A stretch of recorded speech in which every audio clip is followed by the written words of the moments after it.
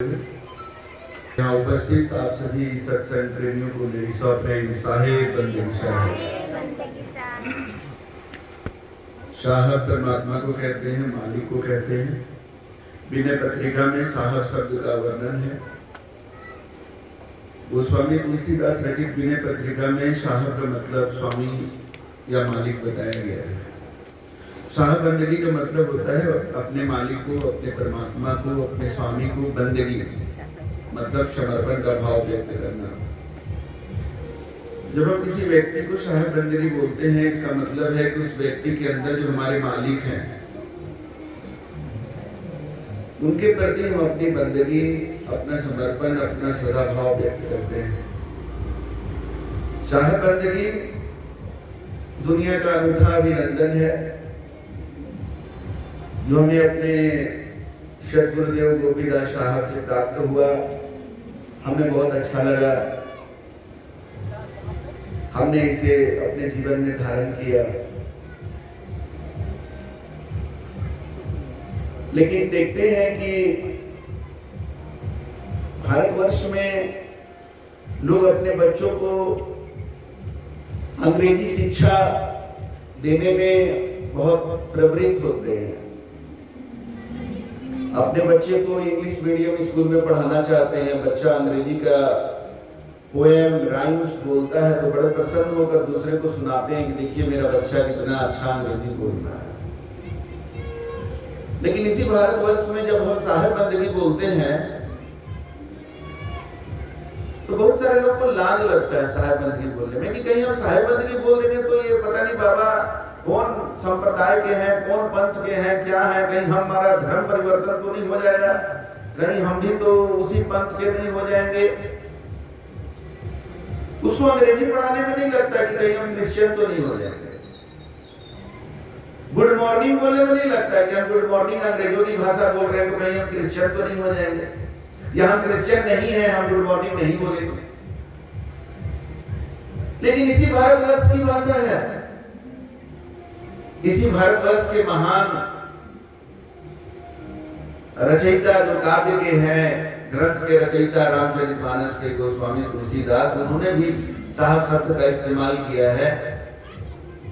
और इसी भारतवर्ष में बंदगी शब्द ये ना फ्रेंच है, ना लैटिन है, ना इंग्लिश है, ये भारतवर्ष की भाषा का शब्द है।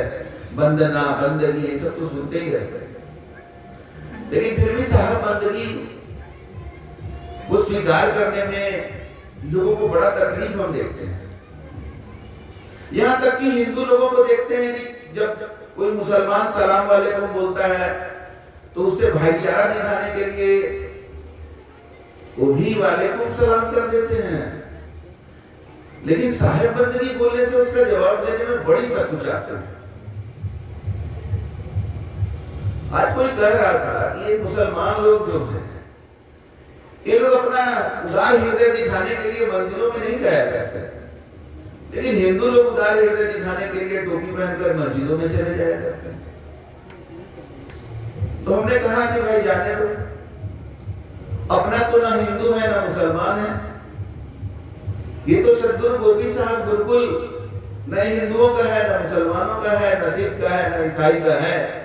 ये मानवता को अपने जीवन में धारण करने वाले, सत्य और प्रेम को, भक्ति को धारण करके परमात्मा को पाने के लिए जो इच्छुक हैं, जो समझते हैं इस बात को कि परमात्मा को पाने का अनेक मार्ग नहीं है। ये सब कहने की बातें हैं। जिन लोगों ने परमात्मा को पाया ही नहीं वो कहते हैं अनेक मार्ग है। अनेक मार्ग नहीं है। परमात्मा को पाने का एक और एकमात्र मार्ग है सत्य, प्रेम और भक्ति। परमात्मा को कोई हिंदू नहीं पा सकता है, हम चैलेंज के साथ बता दे रहे हैं माइक से। कोई मुसलमान भी नहीं प्राप्त कर सकता है परमात्मा को, ना कोई सिख और ईसाई प्राप्त कर सकता है। परमात्मा को सिर्फ और सिर्फ एक भक्त प्राप्त कर सकता है, सिर्फ एक इंसान ही प्राप्त कर सकता है।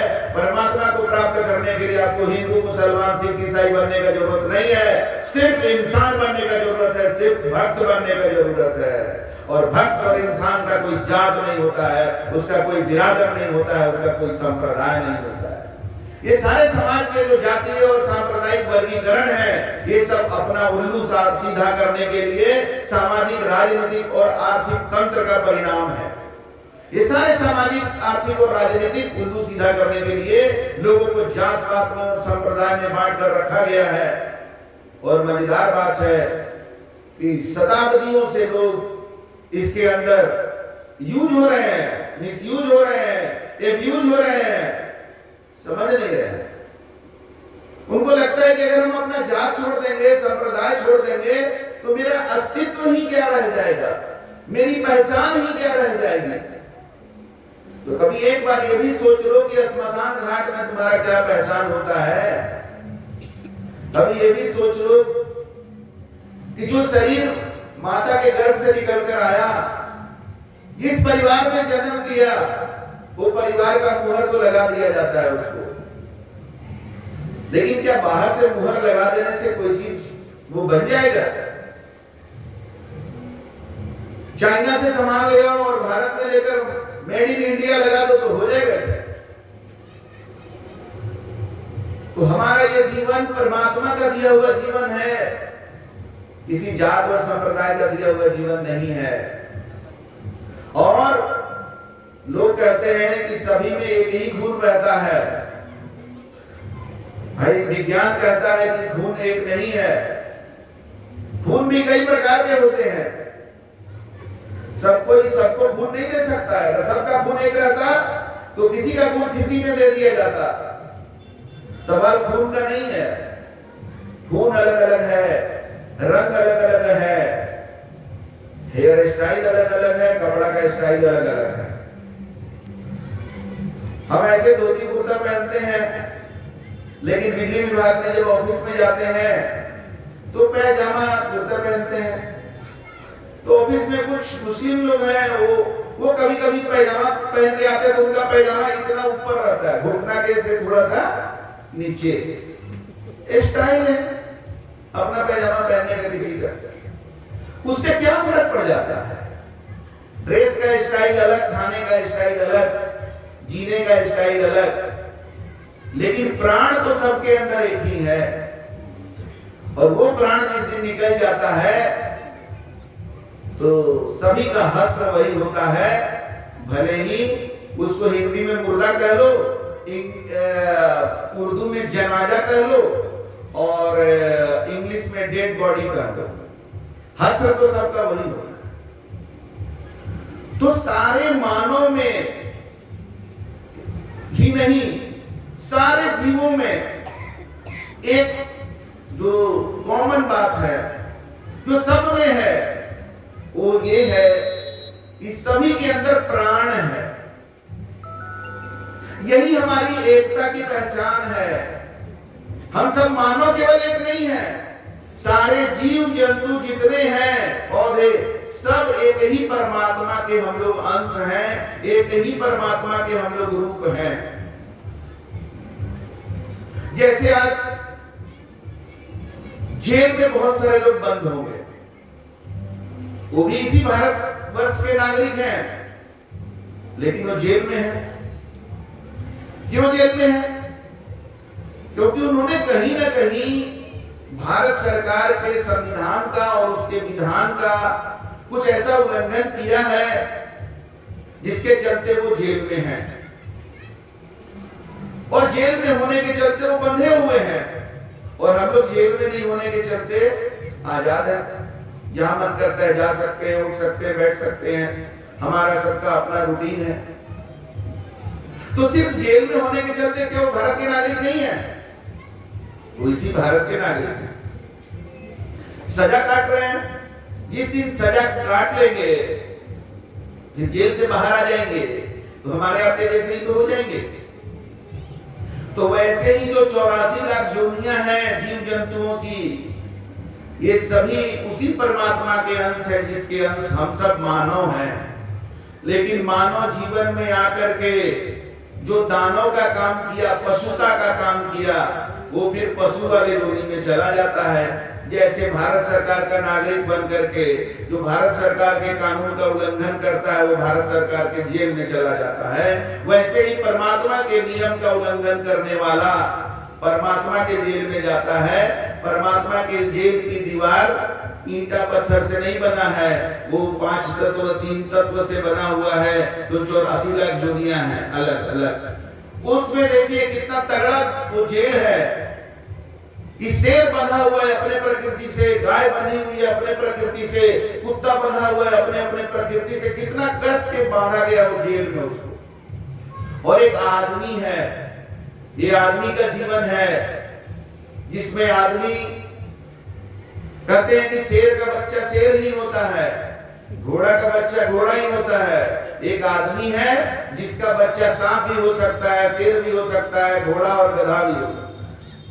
रूप देखने में आदमी का होगा, लेकिन उसका गुण कहीं पर पशुता झलकती है। अब आप बताइए, आज ये सत्संग कार्यक्रम हो रहा है यहाँ कुटकी में। अब ये सत्संग कार्यक्रम हमारे रवि और अज्जू साहब ने अपने बच्चे के बर्थडे के अवसर पर, जन्मदिन के अवसर पर कराया है। आमतौर पर जन्मदिन कैसे मनाया जा रहा है इंडिया में?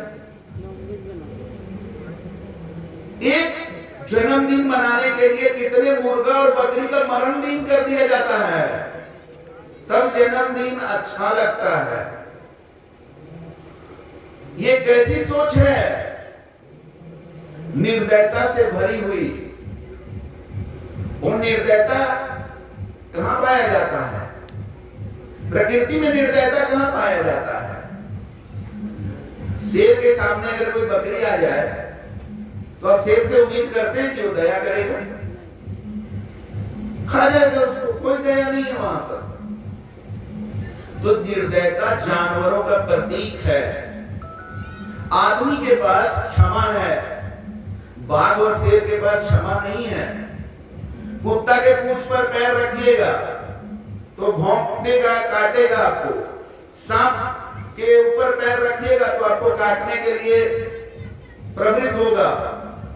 लेकिन एक आदमी है जिसको अगर आप गाली भी देंगे, मारेंगे भी, कुछ उसका बिगाड़ भी देंगे, तो हो सकता है वो आपको क्षमा भी कर दे और क्षमा नहीं भी करे।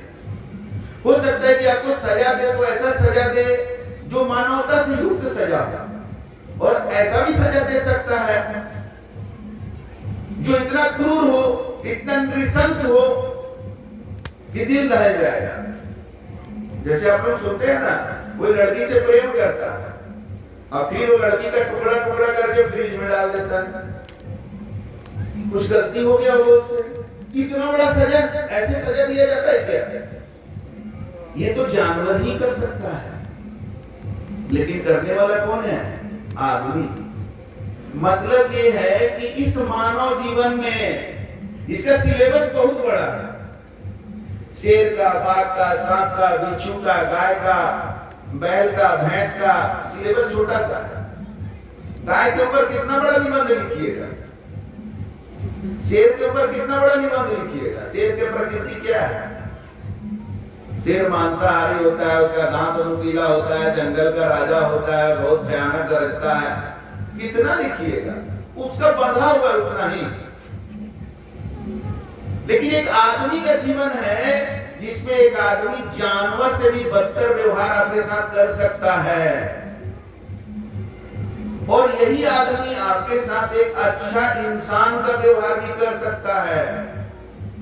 और इसी आदमी के रूप में इसी धरती पर कभी भगवान राम भी विचरण किए, भगवान कृष्ण भी विचरण किए, गौतम बुद्ध भी विचरण किए इसी धरती पर मानव के रूप में ही, महावीर जैन भी विचरण किए,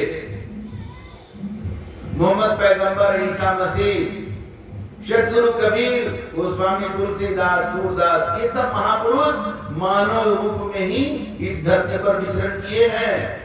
और इसी धरती पर रावण, हिरण्यकश्यपु और कंस जैसे राक्षस दानव पहले थे और आज भी हैं। नाम बदल गया है, रूप बदल गया है, काम नहीं बदला। तो एक जन्मदिन हिरण्यकशिपु के जैसा, कंस के जैसा, रावण के जैसा राक्षसी जन्मदिन भी मनाया जाता है, जिसमें हम अपने बच्चे के जन्मदिन के अवसर पर उसके लिए लंबी आयु की कामना करते हैं। मेरा बच्चा स्वस्थ रहे, मेरे बच्चे को खरोच भी नहीं आए, और उसी के नाम पर कितने मुर्गों का, कितने बकरियों का कत्लेआम करते हैं। आज देखिए इस धरती पर एक संप्रदाय जिसकी संख्या सबसे ज्यादा है, उसका एक पर्व है, महापर्व अगर कह ले तो। लेकिन ये पर्व को कैसे मनाया जा रहा है? न जाने कितने बकरियों का कत्ल किया गया होगा पूरे दुनिया में। ऐसा पर्व मनाया जाता है क्या? ये कोई तरीका है क्या खुशी मनाने का? और ये सब कुछ किसके नाम पर हो रहा है? धर्म के नाम पर। मेरा धर्म कहता है। और एक जन्मदिन यहां मनाया जा रहा है। कहां है बच्चा जिसका जन्मदिन है? देखिए बच्चा व्हाइट ड्रेस में है, सफेद जो है सारे कलर को रिफ्लेक्ट करता है, सब कलर के साथ एक समान व्यवहार करता है, समानता का प्रतीक, सत्य का प्रतीक, शांति का प्रतीक दया है। बैठ देखिए कोई काम यहां नहीं। जन्मदिन के दिन बच्चा सब एक से एक करेगा, आम झाम करेगा। और मेनू क्या है? रवि जी कहाँ है? क्या मेनू है जी? कोई मुर्गा बकरा बकरी भी है मेनू में? सात्विक मेनू है। खाने वाले खाएंगे, नहीं खाने वाले जाएंगे बिना खाए, कोई परवाह नहीं है। कोई कहेगा कि हम जन्मदिन का पार्टी में आएंगे, मुर्गा बनाए हो क्या? नहीं बनेगा मुर्गा, तुम मत आओ। बकरा बना काटोगे क्या? नहीं कटेगा, मत आओ तो। क्योंकि सारे जीवों में वही प्राण है जो प्राण हमारे बच्चे में है, जिसका जन्मदिन मना रहे हैं। तो हम किसी का मरण दिन कैसे कर सकते हैं अपने खुशियों के लिए? और खुशियां कहां मिलती हैं भाई? स्वाद के लिए करते हो, खुशियां तो देखते नहीं है। मांसाहारी पार्टी होता है, उसके बाद देखते हैं कि कोई जा रहा है तो एक्सीडेंट हो गया, किसी का कोई लड़ाई कर लिया, क्योंकि मांसाहार के साथ शराब का कॉम्बिनेशन बहुत तगड़ा है। बिहार जैसा राज्य में नशाबंदी है, फिर भी कहां से जुगाड़ कर लेता है, सब पी लेता है। अब बताइए, जहां बिक्री होता है मछली, जहां बकरा कटता है, जहां मुर्गा कटता है या बिकता है, वो सब जगह जाएंगे ना। ये खरीदने वाले खुद ना कैसे करके खरीदते हैं। किसको धोखा दे रहा है तुम? देख रहा अपने आंख के सामने की कितना कचड़ा चीज है, उसको खरीद के ले जा रहा अपना घर पार्टी मनाने के लिए, और अपने को धोखा देने के लिए खुद उसी चीज में क्या करता है? गरम मसाला डाल देता। जैसे कोई आजकल नया जनरेशन का लड़का लड़की सब है, कई दिन नहाएगा नहीं, डीओ मार लेते। तो क्या हो गया? डीओ मार लिया तो ऊपर से एक लेयर तुम बना दिया खुशबू का, अंदर बदबू तो तुम्हारा गया नहीं ना, वो तो नहाने से जाएगा। तो ये जो मुर्गा बकरा बकरी मरा हुआ चीज को खा रहे हो, ड्रामा किए हुए हो, गरम मसाला तेल प्याज डाल करके, ये बड़ा स्वादिष्ट है, बड़ा अच्छा खुशबू आ रहा है, बदबू है उसके अंदर। और सब्जी का मार्केट देखिए, जहां सब्जी बिकता है, जहां फल बिकता है, वहां जाइए तो आपको बढ़िया खुशबू आएगा। धनिया का पत्ता से कितना बढ़िया स्मेल आता है धनिया का। वैसे ही हम तो कई बार अपने गाड़ी में आम रख देते हैं, घर के लिए रह गया तो पूरा कार में आम का खुशबू आने लगता है। अमरूद पक जाएगा, उसका खुशबू आने लगता है। तो आपके सामने देख रहे हो कि कचड़ा चीज है, फिर उसको घर में ले आते हो। मरा हुआ जानवर, मुर्दा। आदमी मरता है तो जो अपना खून पसीना का कमाई से घर बनाया है, उसी घर में से उसको निकाल देता है। हटाओ हटाओ हटाओ, जल्दी निपटाओ, डेड बॉडी है। आदमी का मरा हुआ शरीर से छुटका लगता है, जो छुड़ाने में कितना पंडित मिल के 12-13 दिन लगाता है छुटका छुड़ाने में आदमी का। वो कौन आदमी? शायद मेरे पिता, मेरी माँ, मेरा परिवार का आदमी। और जानवर कितना बढ़िया है, उसको मार करके घर में ले आता है। तो एक जो नौटंकीबाज हमसे बोला, जानते हैं मेरे घर में ना सेपरेट है किचन, एकदम बर्तन, शाकाहारी का बर्तन एकदम अलग, मांसाहारी का बर्तन अलग। तो हम बोले क्या मेरे सामने नाटक कर रहा है? हम बोले पेट भी अलग अलग है क्या आपके पास? दोस्तों, शाकाहारी का पेट अलग, मांसाहारी का पेट अलग। अरे फाइनल तो वहीं जाकर मिल रहा है तेरा पेट में, और तेरा खाना से तुम्हारा खून बना हुआ है, तेरा खून बना हुआ है मुर्दा से। तुम किस बात का? नहा लेगा तो हो जाएगा क्या? अरे डेड बॉडी आदमी का तो हाथ से छुआ, कंधा पर लगाया तो चलो नहा लिया तो समझे कि कुछ हुआ, लेकिन जिसको तुम खा लिया और उससे तुम्हारा खून बन गया, वो नहाने से क्या होगा? तो कहते पूजा करना था ना तो नहा लिए, क्या हो गया? नहा लिया तो तुम उस लायक बन गया पूजा करने के लायक। आपके बच्चा को कोई मारे और आपको हाथ जोड़ के प्रणाम करे तो आप लात नहीं मारिएगा उसको, रे साला प्रणाम करने आया हमको, मेरा बच्चा को तुम मारता पीटता रहता है, क्या प्रणाम करवाइएगा उससे? तो परमात्मा का सब संतान है, सारा जीव, ये जीव जो है, आप कहेगा कि आप कैसे कह रहे हैं कि सब परमात्मा का संतान है?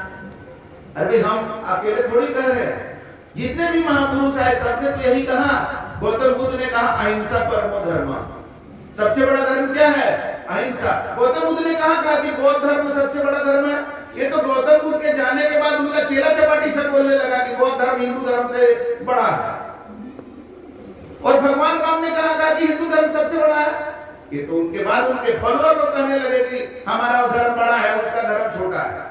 आज हिंदू मुसलमान के बीच एक दूसरे को छोटा करने का तरह तरह का रील बन रहा है, मीम बन रहा है। किसको छोटा दिखाना चाहते हो भाई? राम को छोटा दिखा करके मुसलमान अगर समझ रहे कि बहुत अच्छा काम कर रहे हैं तो बेवकूफी से भरा बात है। और कोई पैगंबर को छोटा दिखा के सोच रहा है कि हम मतलब बहुत अच्छा काम कर दिए, तो बिल्कुल बेतुकी की बात है। दोनों अपने अपने जगह उनकी महानता है, तभी तो आज भी लोग उनकी पूजा कर रहे हैं ना भाई। हम तो यही बात जानते हैं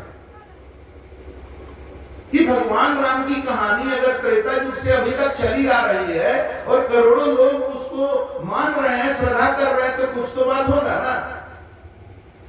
तो वैसे ही मोहम्मद पैगंबर को मानने वाले भी करोड़ों लोग हैं, तो कुछ तो बात होगा उनमें। ईसा मसीह को मानने वाले इतना लोग, कुछ तो बात होगा। हम ये नहीं कह रहे कि कौन बड़ा है कौन छोटा है, वो भगवान है नहीं है क्या है, कुछ तो बात होगा। उसको नीचे दिखाने का काम क्यों करना है? तो हमें इस बात को समझना होगा कि ये जो जीव है वो क्या है।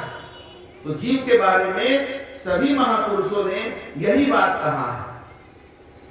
गोस्वामी तुलसीदास का एक आपको उदाहरण बताते हैं रामचरितमानस में। उन्होंने क्या कहा है जीव के बारे में? ईश्वर अंश जीव अविनाशी।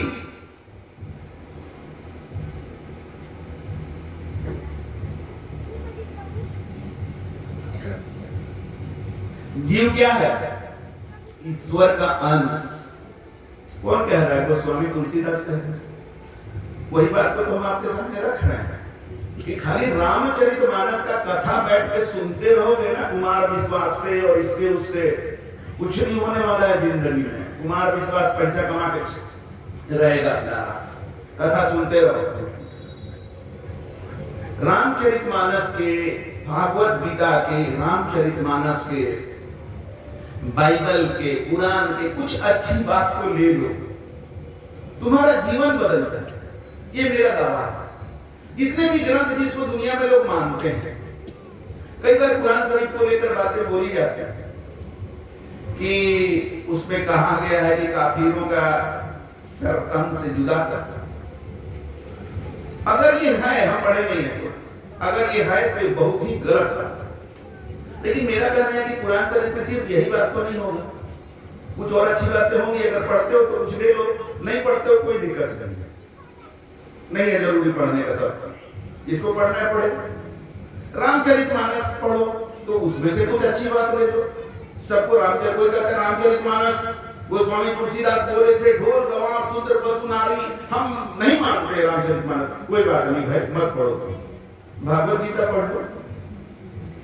कोई भी एक ग्रंथ जो तुम्हें सही लगता है ना, उसका कोई लाइन अपने जीवन में उतारो।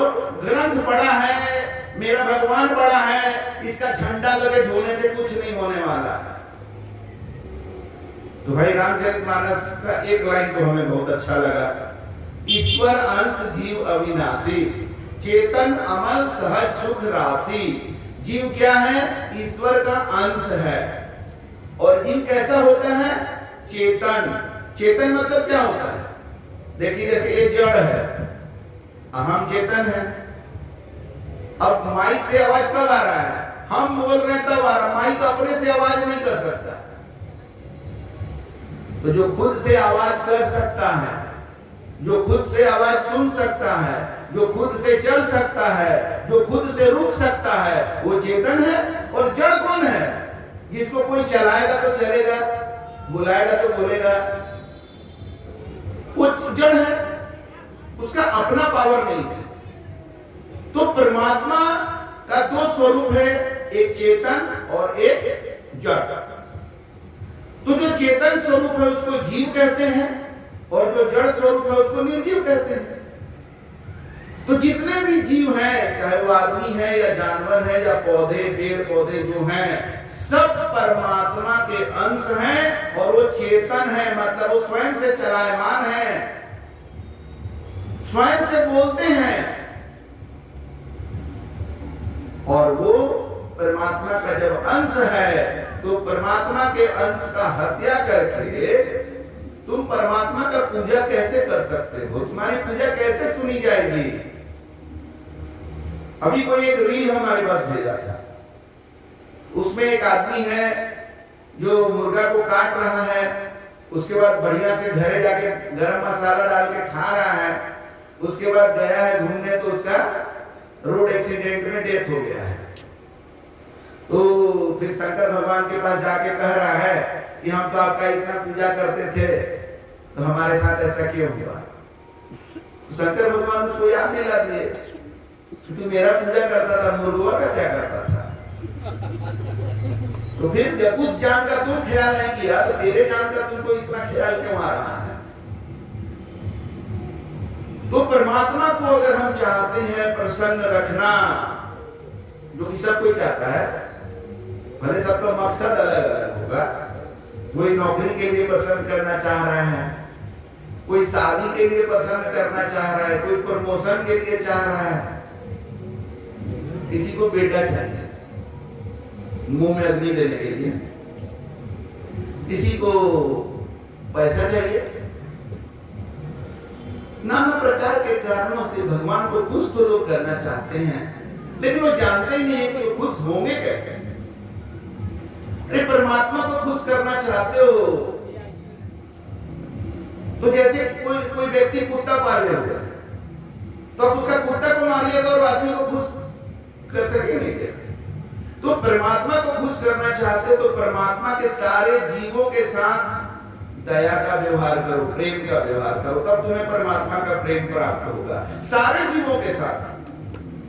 तो ऐसे बोलते हैं ना, तो कोई बकथुतरी करने वाला जो आदमी होता है ना, इसी भाषा में उसको बकथुतरी कहते हैं, और हिंदी में कुतर्क कहते हैं। तो कहता है तो धान में भी तो जीव है ना, धान में भी जीव है ना। अब देखिए, अभी तक तो मुर्गा का गर्दन काटा जाता था, उससे खून का फवारा निकलता था, मुर्गा छटपटाता था तो उसको दर्द नहीं होता था। अब थोड़ा समझा दिए तो धान का भी दर्द होने लगा उसको। अरे भाई, कभी आपने सुना कि कोई खेत में धान कटा रहा है तो सारे धान के पौधे रो रहे हैं, बिलख रहे हैं? कभी आवाज सुनाई दिए? अरे तो आपके सामने देखते हो कि मुर्गा छटपटाता है। हमने अपने इन्हीं आंखों से देखा है, एक मुर्गा का गर्दन काटा जा रहा था, और मुर्गा का गर्दन जब काटा जा रहा था तो हाथ से छूट गया, गर्दन काट दिया मुर्गा का, एक हाथ से जो पकड़ा हुआ था ना, हाथ से छूट गया मुर्गा। हमने अपने इन्हीं आंखों से देखा है, इतना ऊंचाई तक बिना मुंडी का मुर्गा को उड़ते हुए, बिना सिर का गर्दन कटा हुआ मुर्गा को इतना ऊंचाई तक उड़ते हुए हमने अपने आंखों से देखा है, और उसके बाद धमाक से नीचे गिर गया। हमें दृश्य देखकर हैरान हो गए, कैसे हुआ ऐसे? तो जिस समय गर्दन कट रहा था ना, उस समय उसका ब्रेन से पंख में छटपटाने का इतना संदेश गया कि ब्रेन कट के तो अलग हो गया, लेकिन वो संदेश पंख तक जा चुका था। जितना देर तक वो आवेग था उतना देर तक पंख फड़फड़ाता रहा, और उसके बाद जब खत्म हो गया तो गिर गया। जैसे हम लोग हाथ उठाते हैं, कोई ब्रेन से संदेश जाता है, तब हाथ गिराना है, यहां से जाता है संदेश, और यही कट गया। लेकिन कटने के पहले जो संदेश दे दिया, वो संदेश से मुर्गा उतना दूर तक उड़ा। आप सोचिए जरा सा, कितना तड़प और छटपटाहट था उसके अंदर, और महज अपने थोड़े से स्वाद के लिए आप उसको खा जाते हैं और बात करते हैं परमात्मा के भक्ति का। और तब कहेंगे ऐसे लोग, मेरा ना नसीब ही ठीक नहीं है। क्या नसीब तेरा ठीक रहेगा? क्या ठीक रहेगा? जिंदा हो यही बहुत है, कब नंबर आ जाए कोई ठिकाना नहीं। और देखिए आए दिन अकाल मृत्यु होता है, रोड एक्सीडेंट जैसा करता है वैसा हम तो देखते हैं, मिलता है। कोई जा रहा है बाइक पर, ट्रक वाला मार दिया। कोई बाइक पर जा रहा है, अपने अपने ट्रक में घुस गया, ट्रक रुका हुआ उसके अंदर अपने घुस के मर गया, बेमौत का मौत। कार में जा रहा है, ट्रक वाला पिचका दिया कार को। अब ये घटना सुने, एक आदमी रोड के एकदम किनारे था, एक ट्रक मारा बस को, और बस इतना पलटी मारा कि रोड के किनारे का आदमी पर जाकर गिरा और मर गया। परमात्मा का कृपा देखिए, तुम थोड़ा मोड़ा पावर आ जाता है तो एकदम कंट्रोल खो देते हो। जिम में जाते हो, थोड़ा सिक्स पैक बना लिए तो हम तारा सिंह बन गए। अरे परमात्मा का इतना अनंत शक्ति है, उसके आगे कुछ नहीं हो। तो मगरूरी में घूमने की जरूरत नहीं है, घूमने का जरूरत है परमात्मा के प्रति सर झुकाकर कृतज्ञता से घूमने का जरूरत है कि हे परमात्मा, आपकी अनंत शक्ति है, पूरा ब्रह्मांड आपके शक्ति से चल रहा है, उसमें मैं छोटा सा जीव जिंदा हूं, ये आपकी कृपा है। और कुछ कृपा मत मांगो, जिंदा हो यही बहुत बड़ी कृपा है। और जब जिंदा है तो हमें बहुत कुछ करने की शक्ति परमात्मा दिए हुए, दिमाग है, इससे हम बहुत कुछ सोच सकते हैं, शरीर से हम बहुत कुछ कर सकते हैं काम, हम अपना जिंदगी को अच्छा बना सकते हैं, यही तो कृपा है। लेकिन लोगों को चमत्कार चाहिए, कैसा कि हम पढ़े नहीं और टॉपर बन जाए, हम पढ़े नहीं हमको नौकरी लग जाए, हम बुरे रहे, हम बुराई नहीं छोड़ेंगे, मेरी पत्नी अच्छी होनी चाहिए। और औरत सब का है कि मेरा पति को ठीक कर दे, हम नहीं सुधरेंगे, मेरा पति को ठीक। तो इस तरह का इच्छा लेकर के घूम रहे हो, और जो परमात्मा की कृपा है उसको समझ ही नहीं पा रहा है आदमी। ये जो शरीर हमें मिला है ना, अभी कोई कह रहे थे कि हम सुनते तो थे कि मानव जीवन सर्वश्रेष्ठ है, लेकिन हमको विश्वास नहीं होता था। अरे भाई, अपने शरीर पर विचार करेंगे ना अच्छा से, तो आपको समझ में आ जाएगा कि इस शरीर को आप करोड़ों रुपया में नहीं ला सकते हैं। ये शरीर कैसे बना है? माता के गर्भ में बना है, 9 महीना लगा उसमें, और उसके बाद निकला कैसा? इतना छोटा सा। अब बड़ा होने के लिए क्या किया गया? लड़का को दाढ़ी निकले, इसके लिए क्या किया जाता है? कुछ है उपाय? अरे खाना पानी देते रहो, दाढ़ी अपने समय से निकल जाएगा। मालिक का सिस्टम है, तुम्हारे बस में नहीं है सब चीज। अब कोई लंबा कैसे हो जाता है, कोई छोटा कैसे रह जाता है, तो कहता नहीं खान पान का असर होता है। बैठ, खान पान का हम तो देखते हैं कि झुग्गी झोपड़ी में भी जो रहते हैं कई बार देखते हैं कुपोषण का शिकार है, दुबला पतला है लेकिन लंबाई बढ़ गया है। खाना से खाली नहीं होता, खाना का भी असर पड़ता है, इसमें भी कोई शक नहीं है, लेकिन ये सब परमात्मा का सिस्टम बना हुआ है। उस सिस्टम के तहत जीव अपने आप बड़ा होता है। अब जब बड़ा होकर के 25 साल का एक व्यक्ति का जवान शरीर बन गया, वैसा शरीर करोड़ों रुपया में ला सकते हो क्या? लेकिन वो पल भर में एक रोड एक्सीडेंट में खत्म हो जाता है, फिर सब जला उला के चलाते, खत्म कहानी। तो अपने शरीर का मोल को समझो, करोड़ों अरबों का नहीं, अनमोल जीवन लेकर के भिखारी क्यों बने हुए हो? क्योंकि भगवान ने तुम्हें जो दिया है उसके बारे में विचार नहीं कर रहे हो। जो नहीं दिया है उसके लिए भगवान को कोस रहे हो। भगवान ने हमें ये नहीं दिया, उसको तो वो दे दिया, हमको पैसा नहीं दिया, हम पैसा हो जाता। हम जिम में जाते हैं तो वहां एक यंग लड़का जो है वो मेरे पास आकर के, थोड़ा बाल दिखा दे अपना, मेरा बाल देख करके कहता है आपका बाल कितना घना है। कम से कम 10 बार बोल चुका है, ऐसा बाल हमको मिल जाता है। तो हमको मन करता है बोलने का कि जो जवानी तुम्हारे पास है तुम हमको नहीं है, तेरा शरीर जवान है, ये मिलेगा, ये जवानी निकल जाता है तो दोबारा आ जाएगा क्या? तो वो बाल के लिए परेशान है, जवानी उसके पास है, उसके लिए वो नहीं समझ पा रहा है। ये जवानी कब निकल जाता है पता नहीं चलता, निकल जाता है तब पता चलता है। तो समय रहते पहचान जाओगे तो भगवान को धन्यवाद दोगे कि शरीर दिए और जवान शरीर भी दिए, तो उसको भी समझो, बच्चा का जीवन को भी समझो, बुढ़ापा को भी समझो। जब जवान हो बूढ़ा का इज्जत नहीं करोगे तो कल को बूढ़ा भी होना है, भी जानते हो, हमेशा जवान नहीं रहोगे। ये इस शरीर को समझना होगा हमें। ये शरीर हमें मिला है तो पहले हम इसको समझें, ये जीवन हमें मिला इसको समझें। जीवन भर इंजीनियरिंग का पढ़ाई कर लेगा, खून कैसे बनेगा वो जान गया, मिसाइल कैसे बनेगा वो जान गया, ये शरीर को काट करके ऑर्गन कैसे चेंज करना है तो जान गया, लेकिन इसके अंदर आत्मा कैसे घुसा हुआ है पता ही नहीं। भगवत गीता में भगवान कृष्ण ने बताया ना जी कि आत्मा जो है शरीर को धारण करती है। आज तक कोई वैज्ञानिक शरीर को काट काट के आत्मा को देख पाया? जरा शरीर को काट के देखते हैं अंदर में आत्मा कहां से है।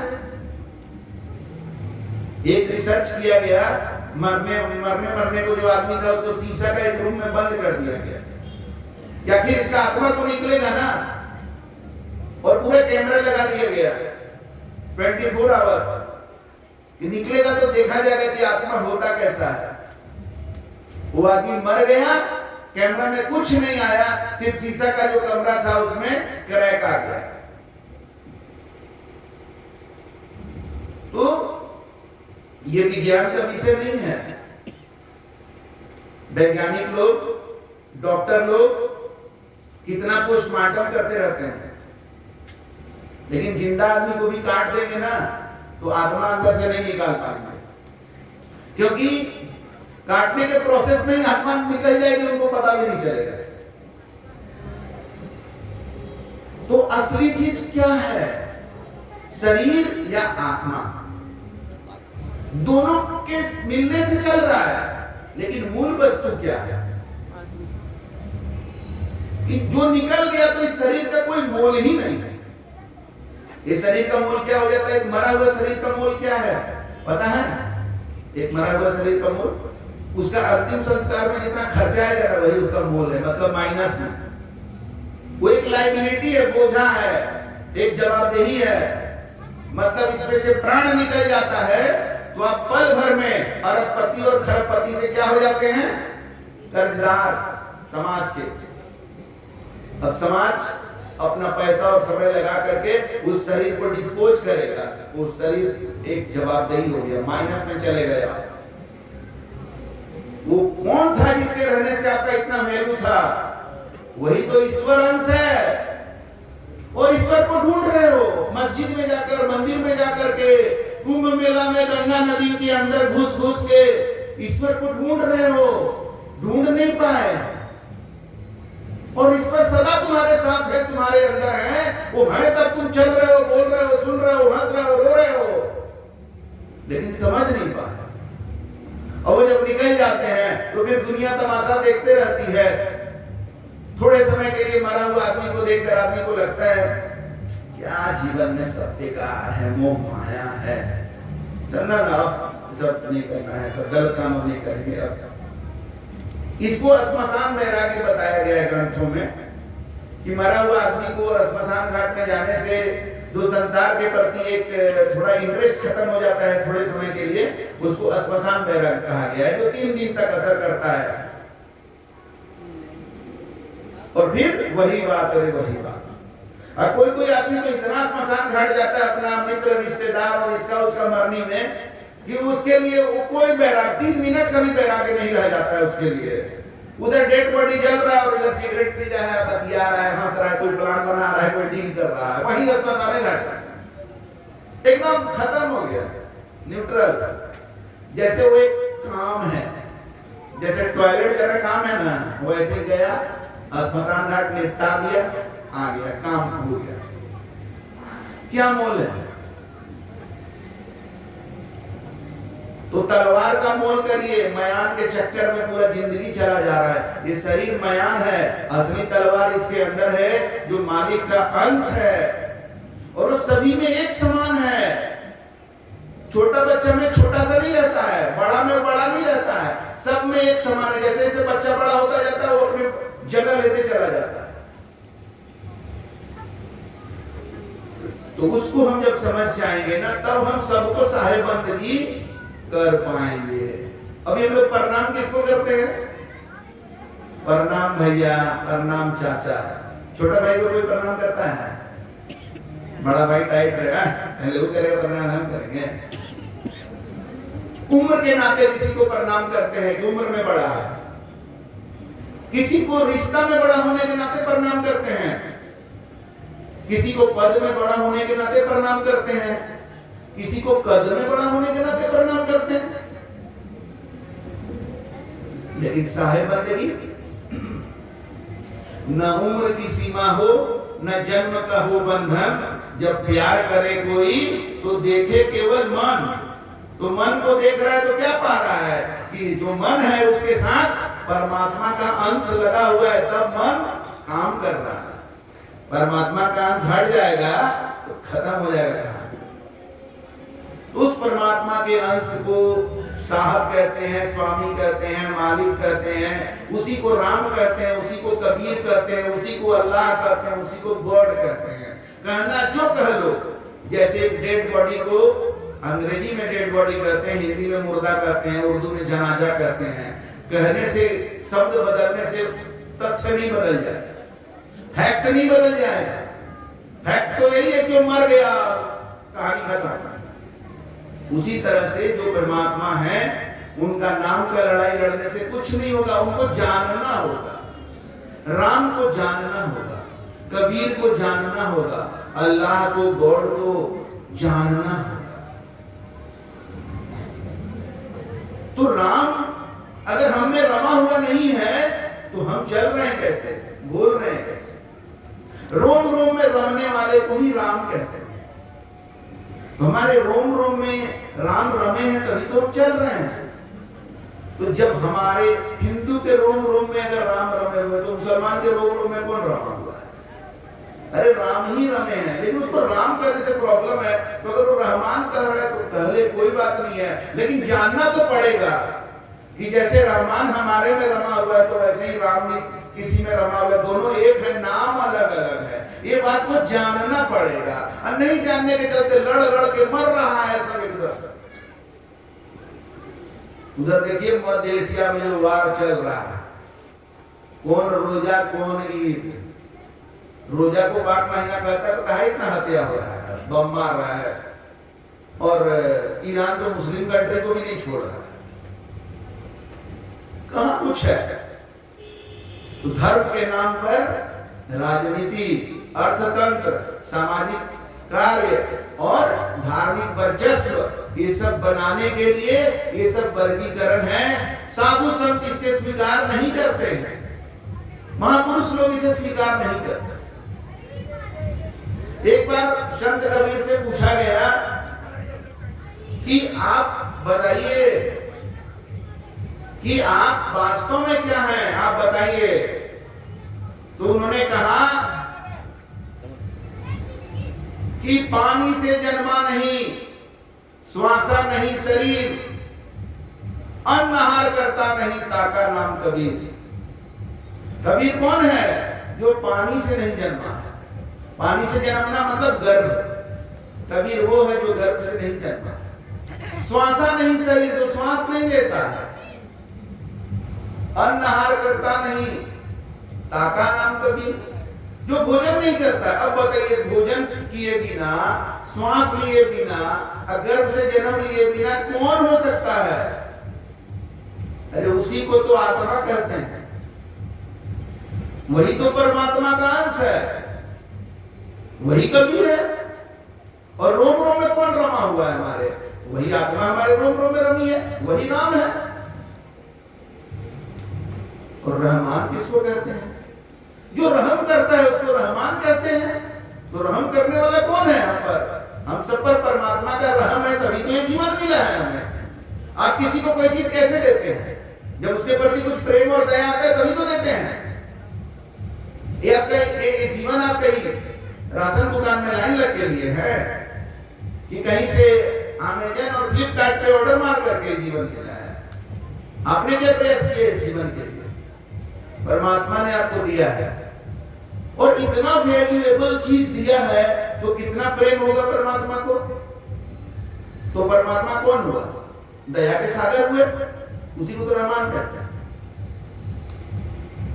तो ये जो बात बता रहे हैं ना, यही सतगुरु गोपी साहब गुरुकुल का धर्म है। सत्य धर्म, सच्चा धर्म, इंसानियत का धर्म, मानवता का धर्म, भक्ति का मार्ग, जो सारे जीवों के लिए दया का भाव रखता है। तो आपको अपने जीवन को अगर सही करना है, आप इस गुरुकुल से जुड़े या ना जुड़े, कोई ये नहीं है, इसमें कोई ज्वाइनिंग का फी नहीं है कि 10,000 20,000 फी लगेगा जो फी के लिए आई एडमिशन ले लिया। आप जुड़िए या मत जुड़िए, अपने जीवन को ठीक कर लीजिए। सत्संग में आए हैं, समय दे रहे हैं, कुछ लेके जाइए यहाँ से। तो अगर आप चाहते हैं कि आपका जीवन सही हो, तो वेद शास्त्रों में जो बातें लिखी गई हैं उसका एक निचोड़ आपको बता रहे हैं।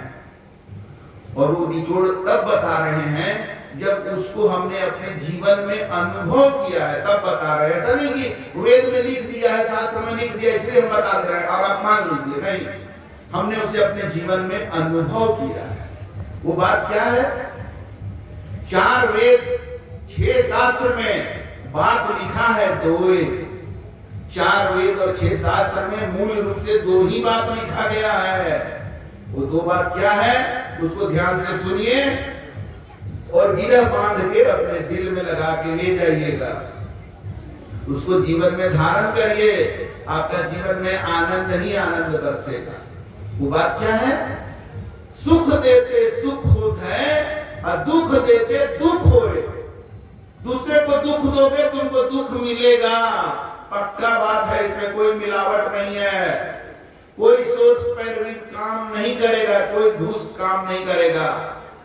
और दूसरे को सुख दोगे तुम्हें सुख मिलेगा, दुनिया का कोई ताकत रोक नहीं सकता है। कितना सरल हो गया जीवन जीने का। आज से यहां से जाइए एक निर्णय लेकर के, जब हम किसी को अपने फायदा के लिए, अपने स्वार्थ के लिए अनावश्यक रूप से किसी को हम दुख नहीं देंगे। हम अपने सत्य के मार्ग पर चलेंगे, सभी जीवों से दया और प्रेम का भाव रखेंगे। तो इसके लिए आपको सबसे पहला कदम क्या लेना होगा? मांस, मछली, अंडा, बकरा, बकरी, मांसाहार, जीव हत्या पर आधारित भोजन को त्यागना पड़ेगा। अभी पटना में एक मुकेश चाट भंडार है, बड़ा बढ़िया चाट बनाता है, हम ले लिया करते वहां से। तो उससे हम ऐसे ही बात कर रहे थे, तो बोला कि देखिए सर, हमारा अपना सिद्धांत है कि हम गलती करते ही नहीं है, हम गलती करते ही नहीं है। वाह, बड़ी महान आदमी मिल गया है। तो हम बोले कि वो गलती आप नहीं करते हैं, तो ये तो आप अपने मन से ना बोल रहे हैं कि कहीं से सर्टिफिकेट आपको मिला है कि आप गलती नहीं करते, इसके कहीं से सर्टिफिकेट मिला है क्या? बोले कि नहीं, हमें तो कोई सर्टिफिकेट नहीं मिला है। तो बोले आप अपने मन से ना सर्टिफिकेट दे रहे हैं कि आप गलती नहीं करते हैं। एक बात बताइए, तो आप मुर्गा खाते हैं कि नहीं, बकरा खाते हैं कि नहीं? तो ये नहीं कह रहा है कि खाते हैं, कह रहा है कि दरअसल ना मेरा काम पार्टी उटी में ना हम खाना बनाने भी जाते हैं, तो देखिए उसमें तो ये सब बनता है ना। हम बोले बेटा अभी तुमको कहाँ पाला पड़ा है, बनता है। हम बोले ठीक है, बनाना आपकी मजबूरी हो सकती है, खाना तो आपकी मजबूरी नहीं हो सकती है ना, क्या मुंह में ठूस भी देता है बनाने जाते हैं तो। तब बोला कि हाँ ये तो बात है, आदमी मुर्गा मांस मछली बकरा बकरी खा रहा है और उसको गलती मानता ही नहीं है। यही विडंबना है, ऐसा अंधा हो गया है। तो गुरुकुल का काम क्या है? जीवन में प्रकाश देना। आज आप लोग सबके जीवन में ये सद्गुरु गोपी साहब गुरुकुल ये प्रकाश दे रहा है कि किसी भी जीव की हत्या पाप है। जीव मत मारो बापुरा, सबका एक ही प्राण, सब में एक ही प्राण है। जीव हत्या कटे नहीं, कोटिन पढ़ो पुराण। आप कटने वाला नहीं है। आप अगर अपना जीवन सुखी चाहते हैं तो सबसे पहले जीव हत्या पर आधारित भोजन करना छोड़ दीजिए। दूसरा, नशा। नशा का मतलब ये होता है नाश करने वाला। तो जो आदमी खुद अपना नाश करने का तैयारी कर लिया है, तो परमात्मा से उसको प्रार्थना करने का क्या जरूरत है भाई? परमात्मा से किस बात का पूजा करते हो तुम तो अपना नाश करने का खुद करो। भगवान से कहते हो कि भगवान मेरा कल्याण कर दीजिए। तो नशा करने वाले को भगवान का आशीर्वाद नहीं मिल सकता है भाई, है कि उन्होंने आशीर्वाद स्वरूप तो आपको ये जीवन दिया, तो जीवन को नाश करने का काम आप कर रहे हैं। अब देखिए, जब तक कोई समझाने वाला नहीं मिला तब तक किए तो किए, कोई बात नहीं। हमारे विकास साहब है ना, कहाँ गए भाई विकास साहब? विकास साहब को जब तक हम नहीं मिले थे तब तक दारू पीते थे, सिगरेट पीते थे, मांस खाते थे। लेकिन हम मिल गए, हमने समझा दिया, समझ गए, छोड़ दिए, तो परमात्मा का आशीर्वाद इन्हें प्राप्त है। उनका जीवन अपना बता ही रहे थे आप लोगों को। तो नशा का त्याग करना इस गुरुकुल का दूसरा मार्गदर्शन है। और तीसरा, सत्य पर चलना। सत्य पर चलना, इसके पहले सत्य को जानना होगा। जैसे यहां आने के पहले यहां का रास्ता जानना होगा ना, तब तो यहां आएंगे आप। तो सत्य पर चलने के लिए सत्य का जानकारी होना चाहिए आपके पास। तो ये जीवन का सत्य है, जीवन की सच्चाई है कि ये जीवन परमात्मा का दिया हुआ। हम बता दिए ना, अमेज़न फ्लिपकार्ट से नहीं मिला है, और राशन दुकान में लाइन लग के भी नहीं मिला है। आपने इसके लिए ना कहीं पैसा दिया है और ना कोई प्रयास किया है, ये आपको मिला है। ये जीवन परमात्मा का दिया हुआ है, ये सत्य है। और जब परमात्मा का दिया हुआ है और परमात्मा सबके प्रति समान भाव रखते हैं। परमात्मा को समझना हो तो थोड़ा अपने माता पिता को समझिए। आप अपने माता पिता से क्या उम्मीद करते हैं? भाई भाई में भेदभाव या भाई भाई को भाई बहन में सब में समानता? समानता ही समझते होंगे। तो जब आप अपने माता पिता से समानता उम्मीद करते हैं तो परमात्मा जो परम पिता है वो क्या भेदभाव करने वाले होंगे? तो इसका मतलब वो सभी जीवों को समान देखने वाले हैं। तो ये जात पात किसने बनाया? ये यहाँ के लोगों का बनाया हुआ है। किन लोगों का? जो अपना वर्चस्व बना के रखना चाहते हैं। ये इनके प्रकार वो वर्चस्व आर्थिक भी हो सकता है, सामाजिक भी हो सकता है, राजनीतिक भी हो सकता है। अलग अलग कारणों से समाज को बांटने के लिए ये सब जात पात और संप्रदाय बनाया गया है और ये सब चल रहा है और लोग इसमें मजा ले रहे हैं, क्योंकि इसका डिजाइन ऐसा तैयार किया गया है कि सबको कुछ कुछ दे दिया है। और जो सबसे नीचे है ना, उसके ऊपर बाकी सब मिल के वार करता है, उसको उठने नहीं देता। जो करा रहा है उसको वही कराने देता है, बोलता काम करो। अब बाकी सबको थोड़ा थोड़ा दे दिया और सब मिल के शोषण कर रहा है, ये सब जगह चल रहा है। हमारी जगह की ईद में लोग घूम रहे हैं, महिलाएं नहीं घूम रही। हिंदू पर्व त्योहार होगा तो आप देखिएगा कि पुरुष और महिला दोनों घूमते हैं, क्यों? महिलाओं को ईद मिलन करने का मन नहीं करता होगा, उसको रोक दिया गया है, सब पुरुष मिल करके। ऐसे ही तंत्र चल रहा है समाज में, संप्रदाय में। हर संप्रदाय जात में इस तरह का तंत्र चलता है जिसमें कुछ लोग, कुछ वर्ग अपना वर्चस्व जमाता है, बाकी वर्ग के से मनचाहा अपना काम करता है। अब ये तंत्र समझते समझते आदमी इतना परतंत्र हो गया है, इतना गुलाम हो गया है कि उससे निकलना मुश्किल है। तो ये सदगुरु गोपी साहब गुरुकुल आपको प्रेरित करता है कि वो तंत्र को तोड़ना मुश्किल है, बहुत मजबूत है किला, आप निकल आइए इसमें। ये गुरुकुल आपका स्वागत करता है। यहाँ कोई जात पात और संप्रदाय का कोई भेदभाव नहीं है, सभी के लिए खुला हुआ है। शर्त यही है कि सबको शाकाहार, नशा मुक्त और सत्य पर जीवन चलना होगा। और सत्यम शिवम सुंदरम, जो सत्य है वही शिव है और वही सुंदर है। तो सत्य को हमें जानना होगा, और कैसे जानेंगे? अपने जीवन के अनुभव से। हम किसी ग्रंथ की बात को यूं ही नहीं मान लेंगे, उसको वर्तमान के अनुभव के तराजू पर तौलेंगे और तब उसे स्वीकार करेंगे। ये गुरुकुल आपको इसके लिए प्रेरित करता है कि आप लकीर का फकीर ना बने, आप धर्म ग्रंथों को पढ़ें, उसमें जो चीजें आपको अच्छी लगती है उनको वर्तमान के अनुभव में परीक्षण करिए, और जब सत्य लगे, सही लगे, तो डरिए मत किसी से, वो नाराज हो जाएगा, वो हमको ऐसे करेगा, वो हमको वैसे करेगा। निर्भीक होकर के आप सत्य को अपने जीवन में अपनाइए, ये गुरुकुल आपके साथ है। तो इन्हीं वाणी वचनों के साथ, क्योंकि थोड़ा बच्चे का जन्मदिन है तो कम से कम केक तो बनता है, बच्चा भी केक खाए और लोग भी केक खाएं, और बच्चे लोग बहुत सारे आए हुए हैं जन्मदिन के नाम पर, तो उनको भी केक चाहिए। तो केक और कुछ कार्यक्रम का और हिस्सा आगे जो है मंच संचालक लोग करेंगे। अब हम तो बोलने का बहुत मन कर रहा है, आप लोग सुन भी रहे हैं तो अच्छा लग रहा है, लेकिन रुकना तो पड़ेगा कहीं ना कहीं। तो इन्हीं के साथ हम अपने वाणी वचनों को विराम देते हैं। सप्रेम साहेब।